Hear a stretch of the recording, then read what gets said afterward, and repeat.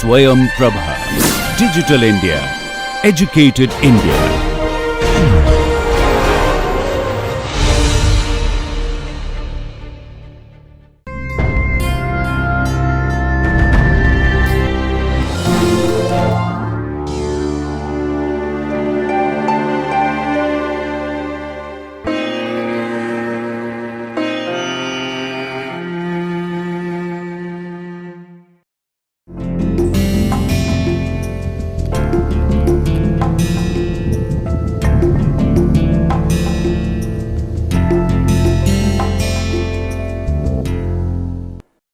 Hello, hi, welcome back to NPTEL MOOCs course on developing soft skills and personality. This is week 8, module 3, lecture number 45, and in this module, as like in the previous module, I will continue talking about presentation skills, and in this module particularly I will focus on the role of body language.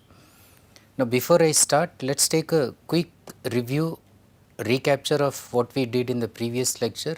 In the previous lecture, I gave you a lot of tips on becoming a professional oral presenter or a public speaker. In order to become a professional, I said you need to keep certain important points in mind. What are they? View the venue, that is, you go to the venue before time, experience, familiarize with the venue, welcome the viewer, identify the audience, greet them, talk to them so that you feel kind of warmth even before talking and maintain rapport with them. Master your material. There is no shortcut to delivering the most effective presentation. If you are not thorough with the speech, if you don't take time for preparation, just don't go and give the talk. Master your material. Without mastering, don't go for the talk. Calm your mind. Use all breathing exercises, techniques, but then keep your mind calm, relaxed. Visualize yourself speaking and visualize yourself delivering the most popular talk and then getting the standing ovation and applause from the audience. Realize people want a winning leader, so don't panic if somebody at the corner is going to ask you the most difficult questions. Be ready, because people want you to answer. Don't expect that somebody from the group will give answer in support of you. If you are thoroughly prepared, okay, and always when you give the presentation, keep something for the audience towards the end for the question answer session, and then use those points which you have not covered before and impress the audience again during the question answer session, but don't panic, okay, and people want you to become the winning leader. Not somebody from the audience who will criticize you or who will try to find fault with you. Avoid apologies. Never say sorry at the beginning, at the end, for not preparing, for feeling bad, for like whatever excuse it could be, that your PPT is not working properly. Don't say sorry, and at least don't begin with that. Okay. Focus on your message, not the medium. If your content is good, and then if you are thoroughly prepared, just focus on how well you can deliver the content, not on the way, that is the way you are using some words. Okay, do not focus on the fact that whether you are saying something grammatically correct or not. That's going to harm your presentation. Audience again is not bothered, especially in public speaking, especially when you use the speech medium. They are not so particular about grammar mistakes and spelling mistakes which you are likely to commit, or slight pronunciation error you are likely to commit. They are not bothered about it. In writing, spelling mistakes and other grammatical errors are too glaring, but in speech people are more focused on what you are going to tell, what is the message, what do I have in this talk. For this reason, even if you have nervousness at the beginning, during, okay, try to convert that into positive energy. A little amount of nervousness is necessary to pump out the adrenaline in you, so use that. And towards the end, I said that gain experience. Volunteer for giving small talks at the beginning. Go ahead and give longer ones, lengthier ones, and then gain the reputation of giving useful talk, effective talk, and gain experience from one speech to another one and become popular. And make what you visualized as a reality, that you will become a speaker who will get standing ovation. Now, main objectives of public speaking, I said there are 4 main objectives, that is to entertain, to make the audience feel just enjoy your talk, educate that they learn something, provoke that they try to feel provoked in terms of thinking or doing something, and then influencing their thoughts, their behavior, and then making them again act, do something in your favor. So, initially somebody is not influenced with your proposal, but then you convince the person to give certain amount for your project. So, influencing can be in the form of getting something in your favor, or even influencing them to think and then develop themselves. I also concluded by saying something about how you can structure and deliver your speech. So, I said that you start strongly, you can start with some anecdotes, start with some startling facts, okay, some interesting quotations, and have just 3 or 4 major points, and then learn how to elaborate them and say the first point very clearly. And when you are saying and elaborating, towards the end, occasionally try to summarize, okay, whatever you are saying then and there, and the last conclusion is actually a summary, and then you can leave them with a powerful effective quotation so that they can think about it further.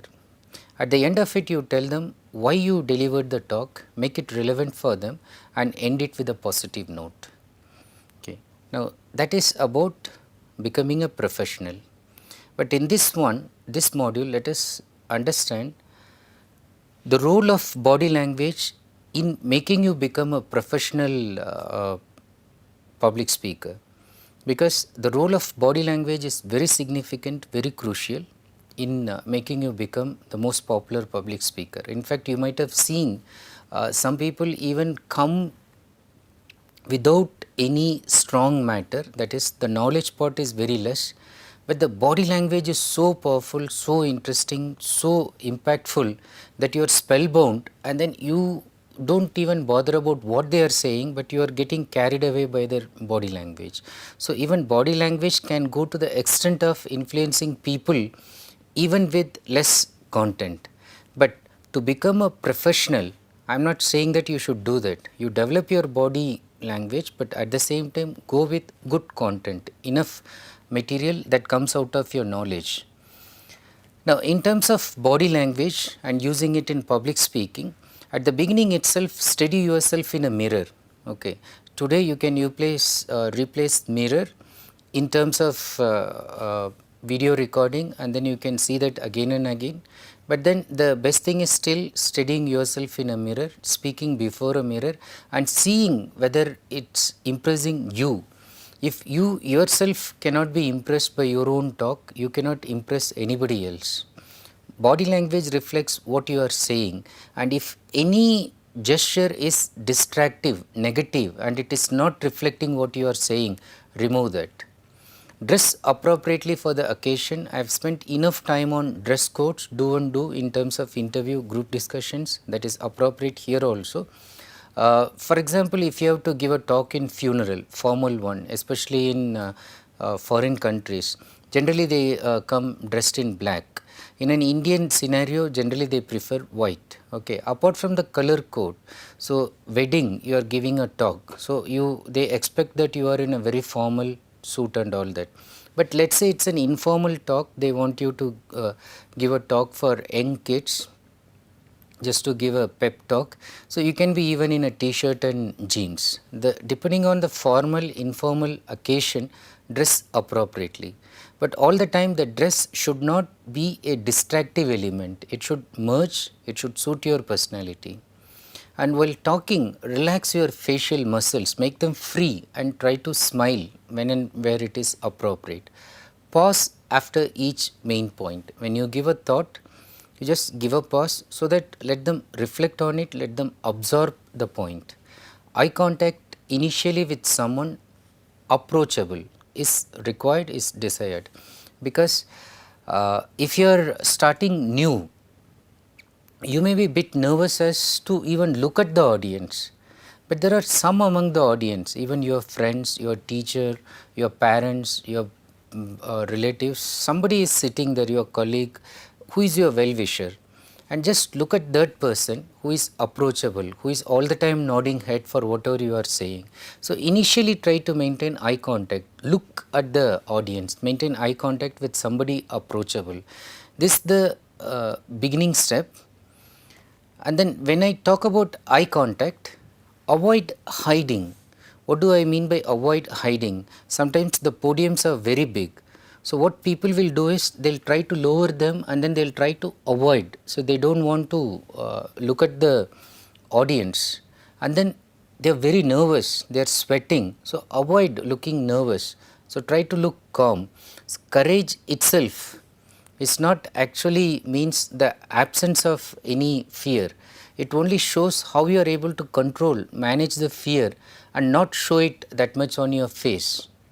And look into the eyes of allies. So people who are generally supportive, look into their eyes.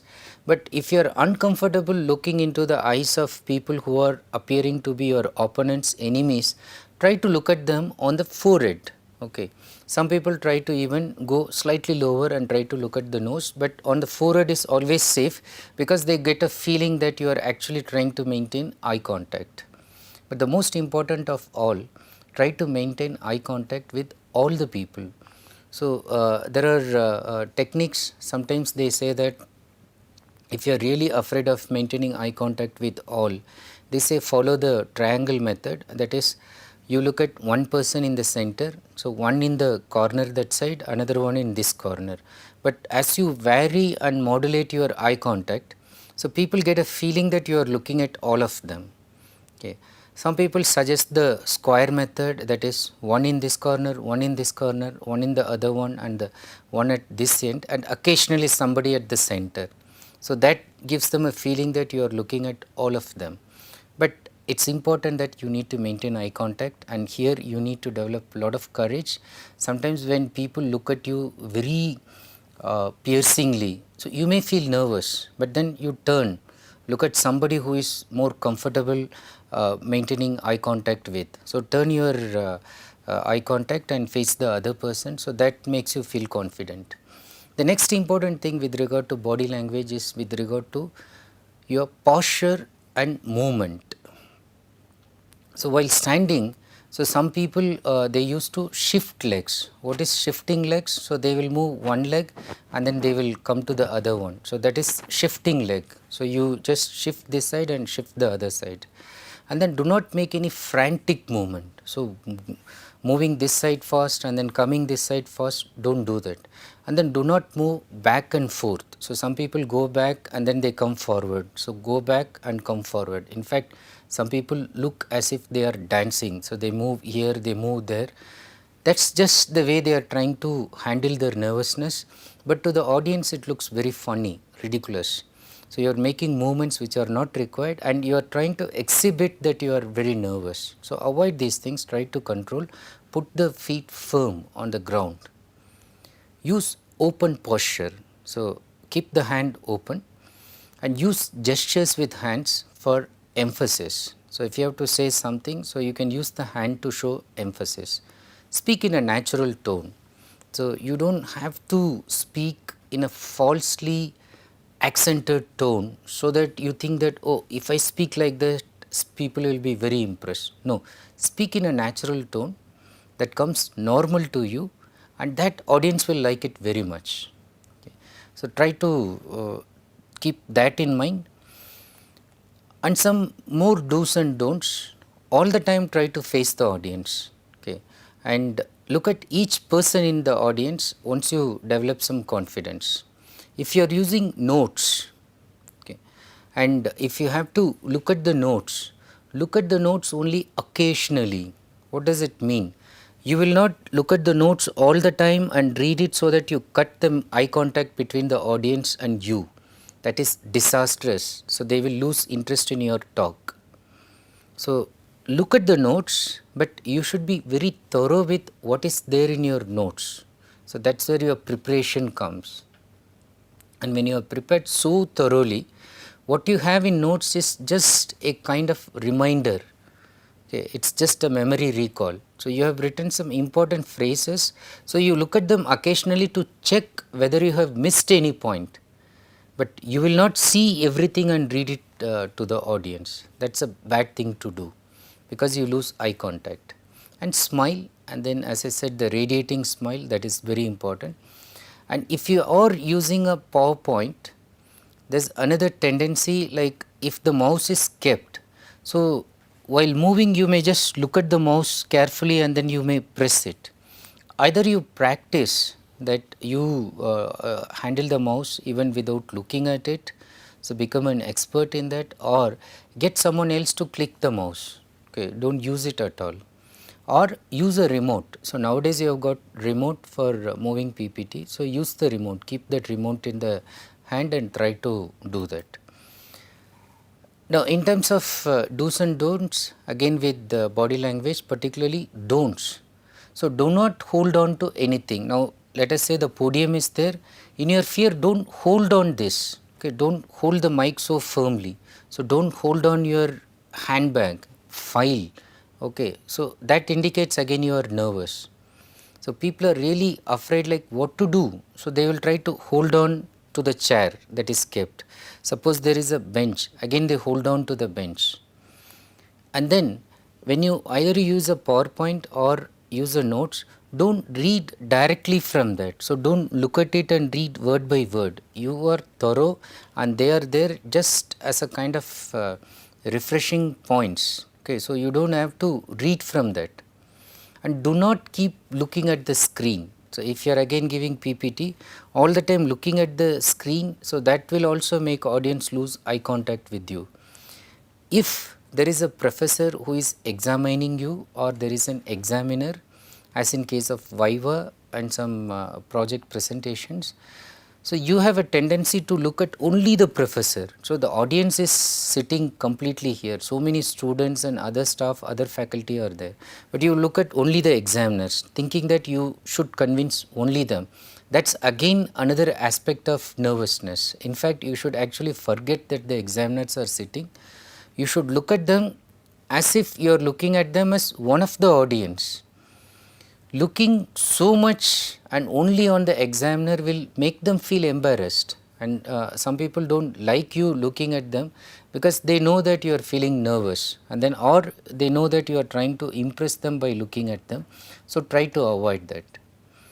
In terms of voice quality, let's look at some do's and don'ts.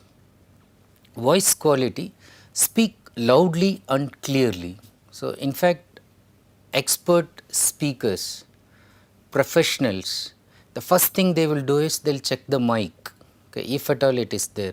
If mic is not there, they will ask the audience on the last row whether they are able to hear them. So they will ask, am I audible to you? Can you hear me?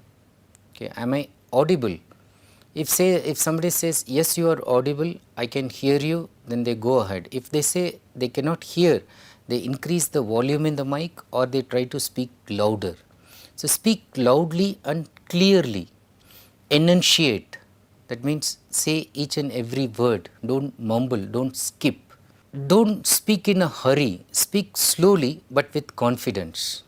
So some people are afraid of speaking slowly because they think that they will reveal their nervousness. It's important to emphasize important points by slowing down and or speaking louder. So when you slow, also people will try to follow what you are going to say, and when you raise your voice, again people know that you are saying something important. And if you are giving a group presentations, like 5 people giving one presentation for a common project that you did, so each one speaks for let's say 5 minutes. Now once your turn is over, so you can say, so now my friend so and so will come and talk about this part, or you can say, so far I have talked about this aspect of this project, but this project has 4 other aspects. The next one, my friend so and so will come and discuss with you. So give transition to the next speaker especially in team presentation. So that makes audience to follow it smoothly. What shouldn't you do in terms of voice quality? Race through your speech, okay, as if you are sitting in super fast train. So some people just they want to finish the speech as quick as possible so that their nervousness is over.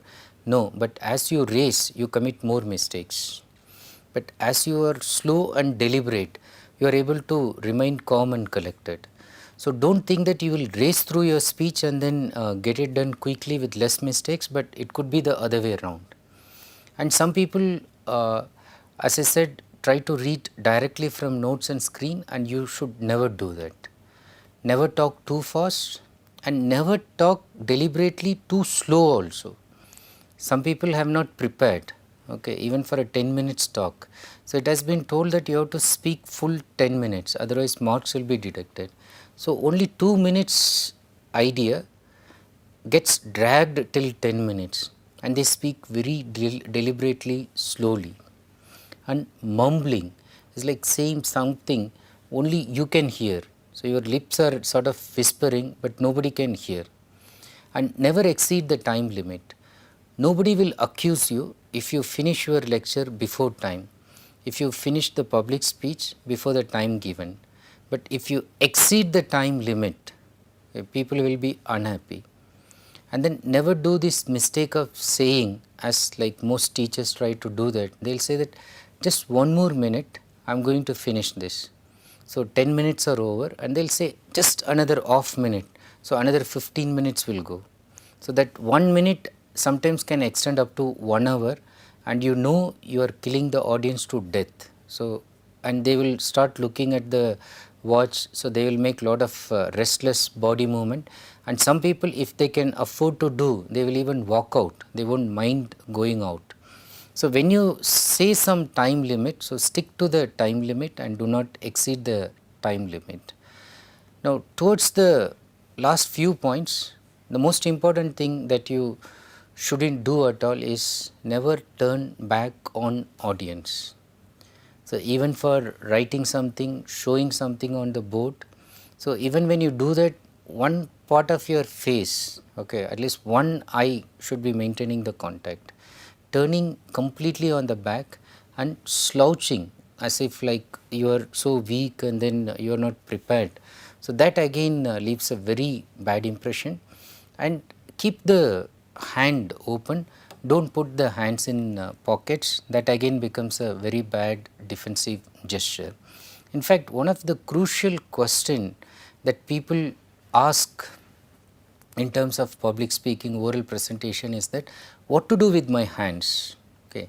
As I have said before, don't put it in your pocket. If you are nervous, you can slightly rest the palms, but not holding it firmly. Okay. You can just rest it for some time, but once you are relaxed, once you feel that now I am okay, then open the palms to show that you are confident, and then you have nothing to hide. You are giving a very truthful and honest talk. You are thoroughly prepared. So you are not afraid of anybody. Avoid inserting them in pockets, keeping them on the back, or crossing hands and giving a talk. All the time crossing the hands and giving a talk. So you are completely losing your non-verbal touch. Now the best gesture is anything that correlates the verbal part of communication. So whatever you say, if you are able to correlate that, so that will be the best gesture. So people, even when they mute it, okay, let's say they are watching your thing on the video, and if they mute it and if they see, so they should be able to more or less guess what you are trying to say. So if you can use that, that is the best form of communication and the best way to use it. At the end of it, I would like to say, when you use your hand and especially the body movement in communication, including both verbal and non-verbal, I would say that be spontaneous like a child. Okay, the child doesn't bother like the way it moves its hand, but then all the time it's trying to communicate with you. And if you are close to the child, even before it says something, you know that it likes you, it doesn't like you, it wants it, it doesn't want it. okay, and then it knows what to grab, what to throw. And the hand gestures, the leg movement, they are all coming very spontaneously and very naturally. In fact, if you can come using this very spontaneously and in a very natural manner, whether it is in public speaking or in oral presentation or in group discussion or in interview, the one who is spontaneous and natural is the one who will be selected. They don't want people who are nervous, who are afraid, who cannot handle nervousness before the interview panel, before public. And when you become spontaneous, you will also enjoy the talk that you are delivering. Now, as a concluding thought from a famous poet, Maya Angelou, pay attention to what she says. She says, I have learnt that people will forget what you said. This means the verbal part of your talk may be completely forgotten. People will forget what you did. Okay, so even the non-verbal part, the hand gesture and all that, so even that can be forgotten. How you try to communicate, so that also people may forget. But there is another aspect to this. But people will never forget how you made them feel. At the end of the talk, if it was a very powerful talk, did you move them emotionally? Did you express your passion and make them feel passionate? Did what you felt at your heart went through your tongue and then reached them and touched their heart too? If you can assure that, and at the end of it, overall, if they feel good, the feel good factor, that I listened to this person, but I feel very good. I am happy that I listened to this person. So, that is the emotional spiritual quotient part that will ultimately distinguish you from rest of any other speakers, any other persons who are going to give that interview. That giving that feel good factor, the last one, at the end of it they feel that okay, I'm feeling good, my heart is full after listening to this. Because people will forget all other things, but they will remember how you made them feel. Okay. Feel about that, think about it, and then let me say bye. Thank you so much for watching this video. I will come back to you with one more module on presentation as how to use visuals. Thank you once again.